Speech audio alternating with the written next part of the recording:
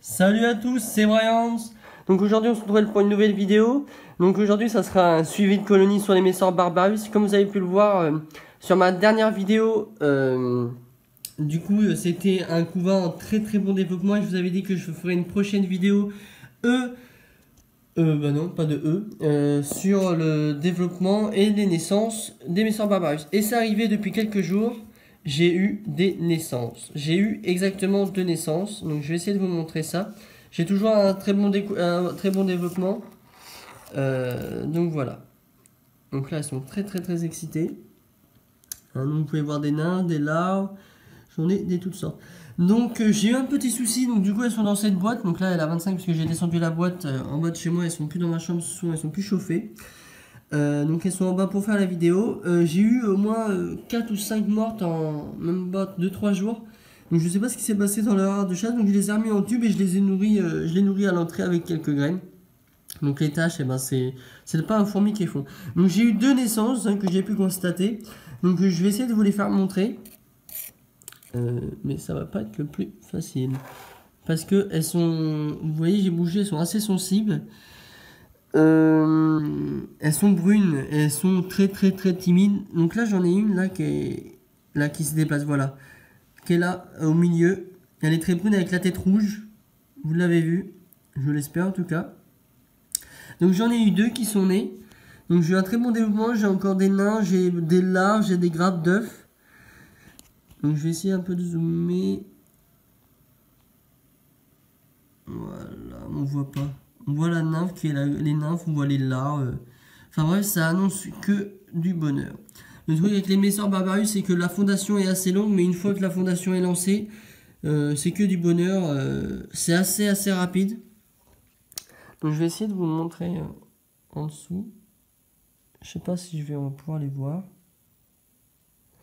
Mais vous avez pu voir au moins une des naissances qui a eu lieu. Elle a la tête rouge et elles sont encore brunes, elles sont beaucoup plus brunes que les autres. Donc voilà. Donc je vous zoome au maximum. Donc c'est vraiment assez magnifique à observer. Donc j'ai eu 2 naissances. Hein. Dans la dernière vidéo, j'avais une nymphe et là j'ai 2 nymphes qui ont éclos. Et il y a une nymphe qui est. Voilà, il y a une grappe d'œuf à l'écran. Elle a dû encore répondre cette nuit.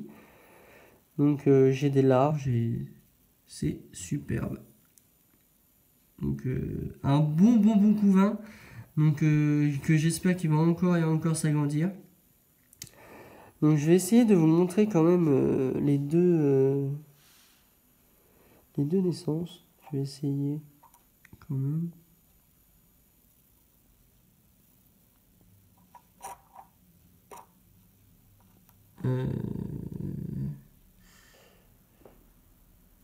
Je crois que vous en voyez une à l'écran, on voit son abdomen. Mais bon, on voit pas aussi parce qu'il fait pas très beau chez moi actuellement. Donc on va pas trop voir la différence, il n'y a pas trop de clarté en fait, c'est ça que je veux dire. On peut voir qu'il y a aussi une larve qui est sur la paroi à gauche. Donc j'ai vraiment un bon couvain, mais vraiment un magnifique couvain. Qui a un très bon développement. Donc voilà, oh la grosse nymphe, je sais pas si c'est un major ou un média. Je penserais que ça il est tôt, hein, pour que ça soit un major. Mais un bon petit média, ça ferait bien plaisir, comme on dit. Mais comme vous avez pu le voir, moi vous avez pu voir une des naissances, elle a la tête rouge, donc elle est là sur le coton, il y en a une naissance, voilà, sur le coton, elle a la tête rouge, orange. Vous pouvez le voir tout à gauche sur le coton. Donc ça c'est une des naissances, donc celle-là, en gros je les ai découvertes hier, donc voilà. Donc je suis très content, surtout en vue du couvain qui se développe à grande vitesse. Hein.